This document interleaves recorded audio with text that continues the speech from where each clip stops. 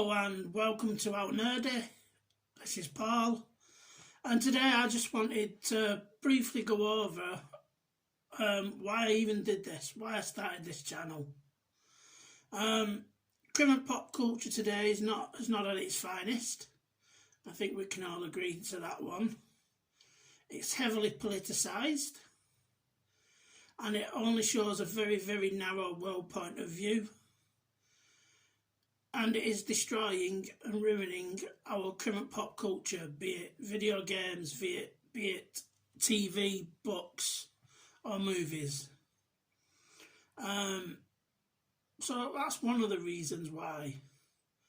And I know there's not much we can do about it other than speak out on platforms such as this, or to boycott, which is a very strong thing to do, and a very, very silly thing to even say. I'm not watching a film because all we want at the end of the day is good, solid entertainment. We want to be entertained. We want to have fun. We want to leave the pictures, happy. And we've had a bit of escapism for an hour and a half to 2 hours. But we're just not getting that at the moment, or not in a lot of things. Think off the top of my head, only SEAL Team last year was the only show that has not gone woke.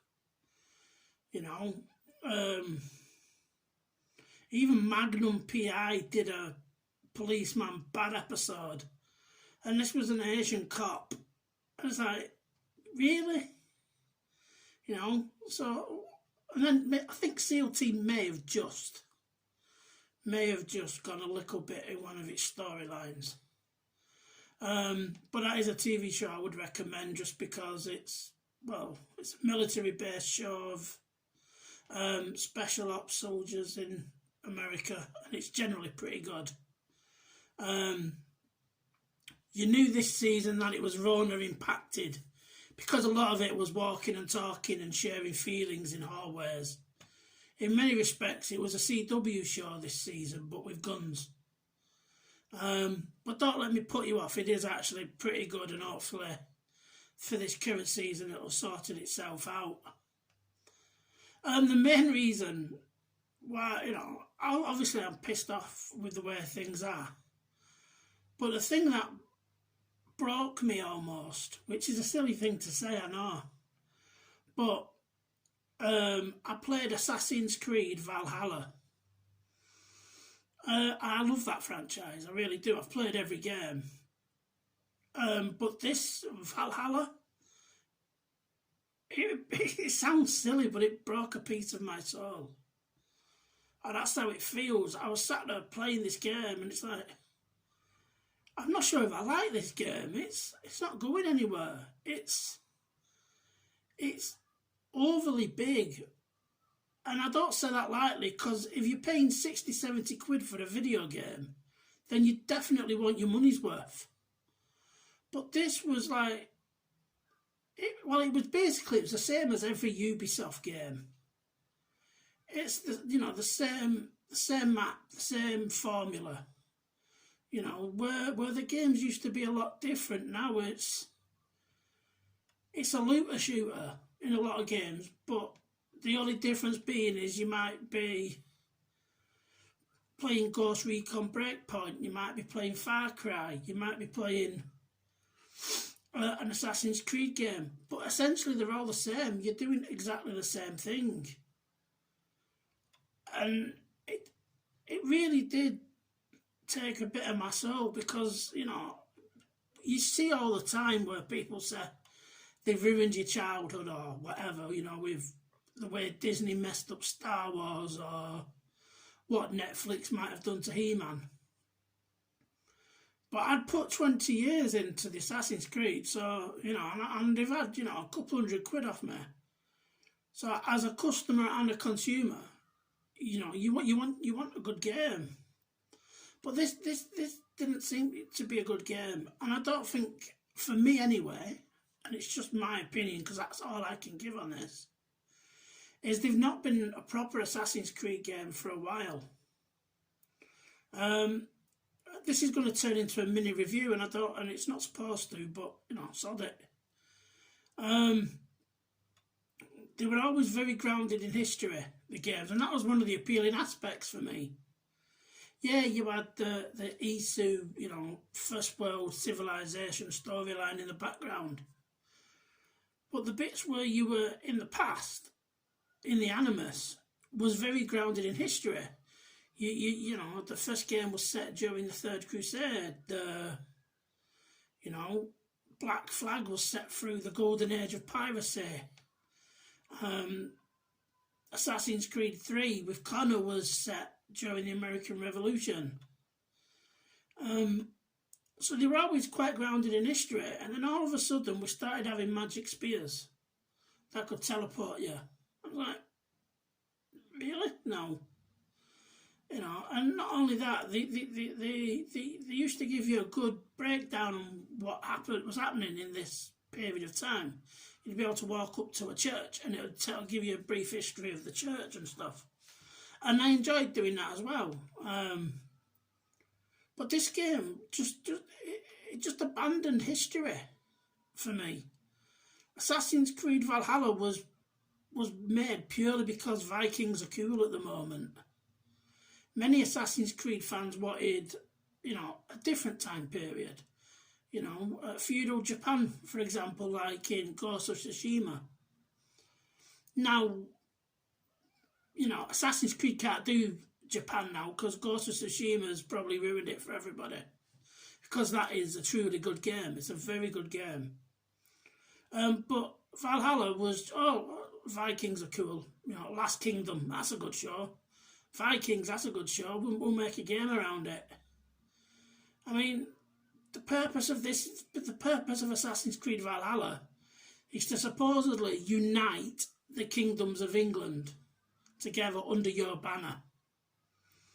You don't even have to assassinate the main target if you don't want to. And the main target is Alfred the Great.